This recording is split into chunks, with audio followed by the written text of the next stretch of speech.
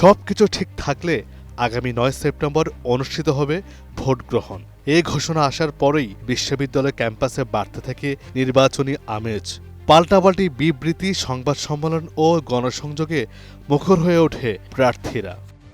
এরই মধ্যে শিবির সমর্থিত জিএস পদপ্রার্থী এস এম ফরহাদের প্রার্থিতা নিয়ে হাইকোর্টে রিট করেন বামজোট মনোনীত অপরাজেয় ৭১ অদম্য ২৪ প্যানেলের প্রার্থী বিএম ফাহমিদা আলম।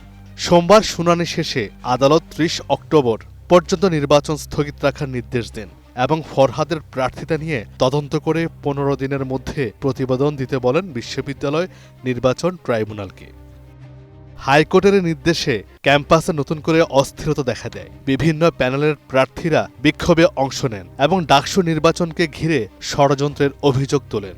পরে ঢাকা বিশ্ববিদ্যালয় কর্তৃপক্ষ আপিল বিভাগে গেলে চেম্বার আদালত স্থগিতাদেশের উপর স্থগিতাদেশ দেন। ফলে ঘোষিত তারিখে নির্বাচন আয়োজনের পথে আপাতত উন্মুক্ত হলেও নতুন প্রশ্ন দেখা দিয়েছে।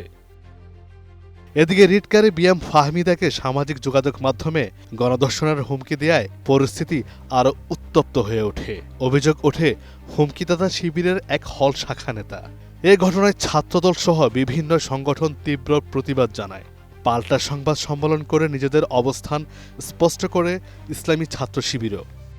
নারীর প্রার্থীকে হুমকির প্রতিবাদে ছাত্রদল ও বাম সংগঠনগুলো বিক্ষোভ মিছিলের কর্মসূচি পালন করে। পাল্টা কর্মসূচি হিসেবে শিবিরও মিছিল বের করে।